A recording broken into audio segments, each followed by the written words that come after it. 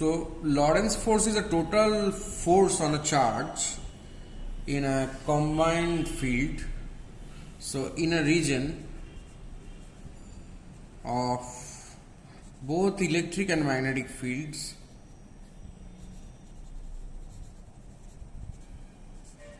suppose their magnitude or their vectors are E and B, the net force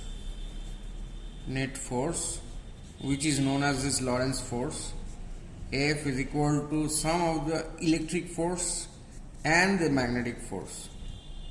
So this is Q into E plus magnetic forces Q into V cross B, if actually V is the velocity of the charge.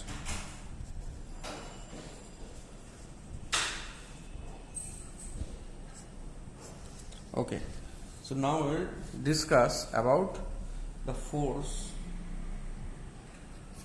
on a straight current carrying wire in a uniform magnetic field.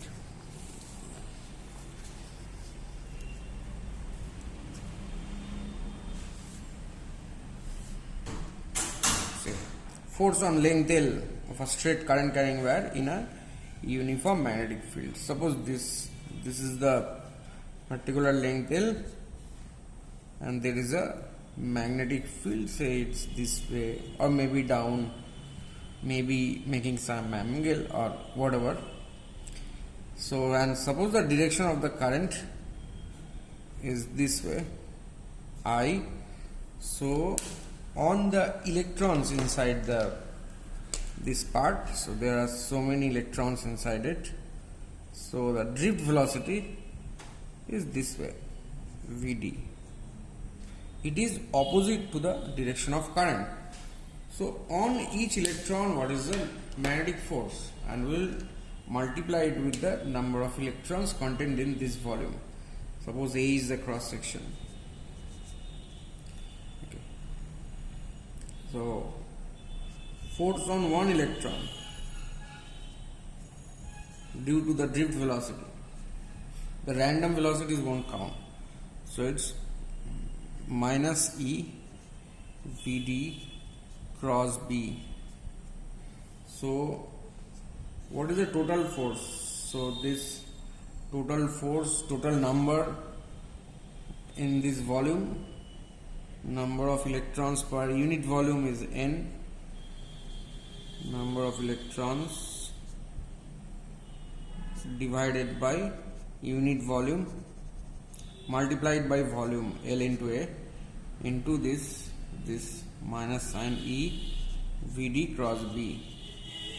So this makes what? See, N E Vd A makes current. So if you represent current as a vector, then obviously it will be, so L into I cross B, but we will make length as a vector, not current as a vector. So length will make a vector in the same direction as that of current. So see here, this term N E Vd A, that is current. So that is current. Okay. So minus Vd, see this vector is minus Vd. Minus Vd means it is along this direction. So we will make length a vector. So that is I into L cross B.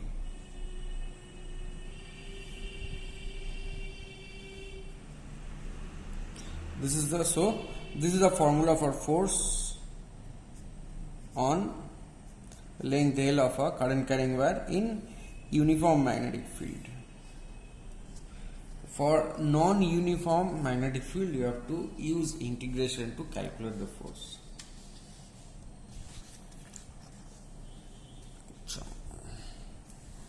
So if wire of any arbitrary shape,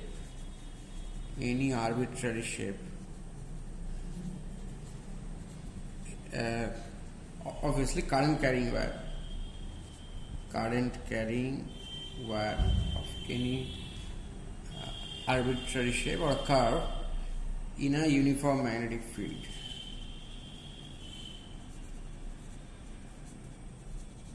So what will be the force on it? Magnetic force on it. So that means you have a magnetic field, say it's like this. Consider this magnetic field here, and suppose first we consider in 2 dimension only this current carrying wire. Obviously you cannot have a finite current carrying wire, but we can calculate magnetic force on a finite part of a current carrying wire like this. So wire will stretch out till this, but we will calculate the magnetic force on this part of the wire. From A to B, this curve, and this is the uniform magnetic field B. Okay. So what we know is that I L cross B. Okay. So let us consider a small length in this. Consider a small length dl, and consider this as the x-axis and this as the y-axis. Okay.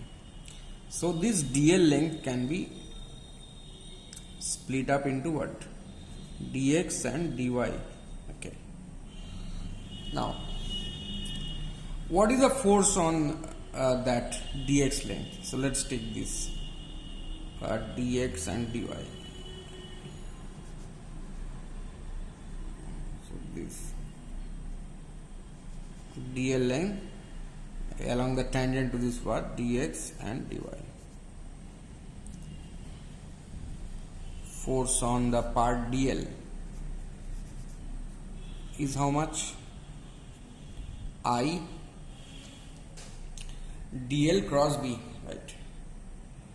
So I dl cross b, or we can think it as it is sum of forces on this part. So I into dx into I cap. If you want, you can make this capital I. If you don't want to confuse it with I cap. So I plus dyj cross b I cap. B is parallel to x-axis. That is what we have considered here. So therefore, what will be the force? Force depends on this dy only, right? So it is I dy b times k cap, obviously. J cross I is minus k, whatever, minus k cap. So the force depends on this dy length only, right? So the total force on this, if you add up this, right, dx and dy like this, right? So it will depend on this length. It will depend on this length, or this difference in y coordinates, yb minus ya.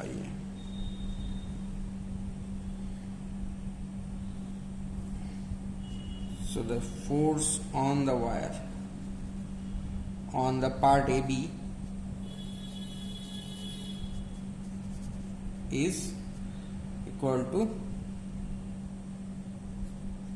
F equal to current into YB minus YA multiplied by B.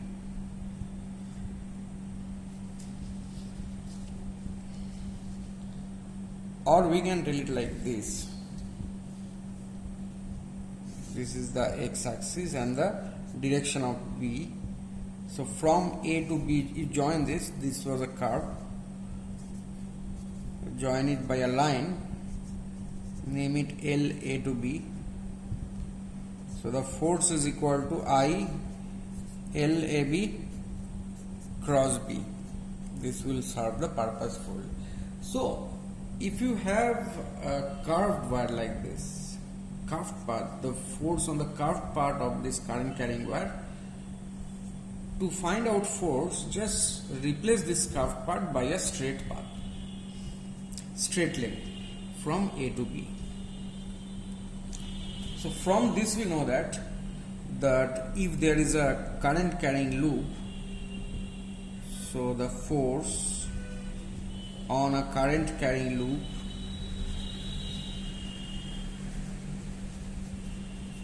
in a uniform magnetic field is 0.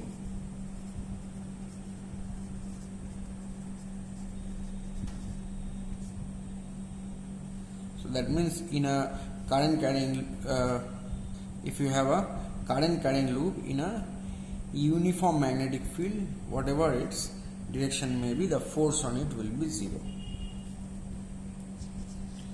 That doesn't mean that this loop is going to be stable. There may be a torque on the loop, and we will calculate that, and we will actually show that though the force on current carrying loop in uniform magnetic field is 0, there may be a torque. There may be a torque on the loop.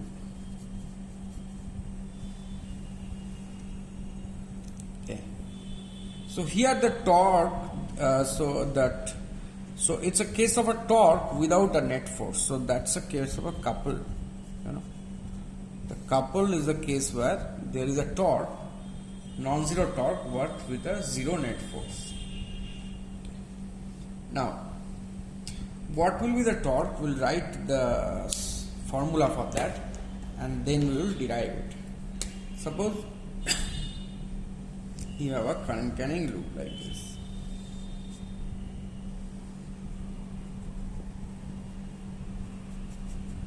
This is a wire, and current flows in this direction, this way. And there is a magnetic field somehow this way.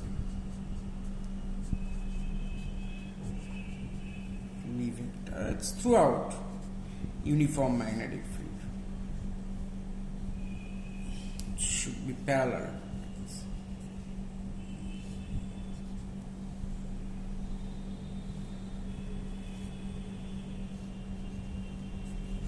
Now, formula for this is that in this current carrying loop, we define a magnetic moment of the loop, a magnetic dipole moment of the loop like this. This is the direction of the magnetic moment.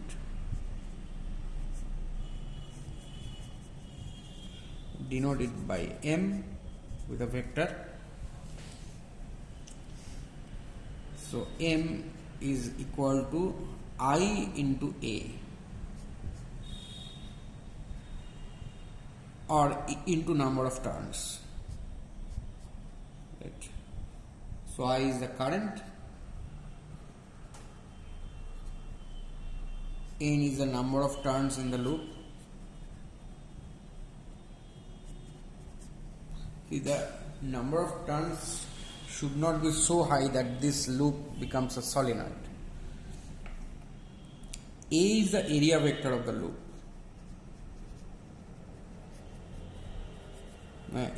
Area vector is perpendicular to the surface of the loop, so the vector may be this way or that way.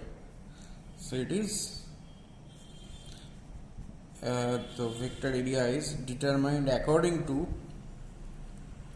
the right hand thumb rule.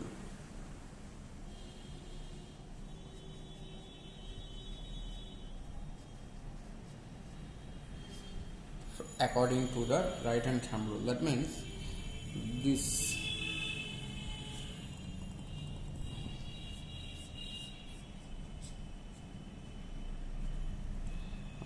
if this is the direction of current, then this is the direction of the vector area, and this is the direction of the magnetic moment vector, right?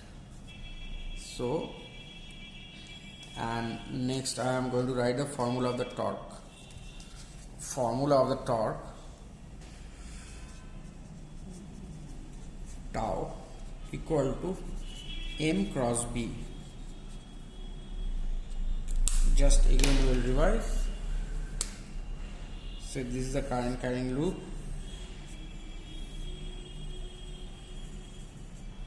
This is is the direction of current, this is the magnetic moment vector of the loop, and if you have a magnetic field here, B is throughout constant in space, then the torque will be equal to m cross B.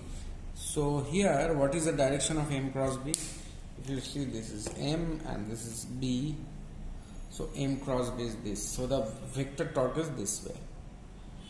Vector torque is this way. So the sense of the rotation of the loop will be this direction.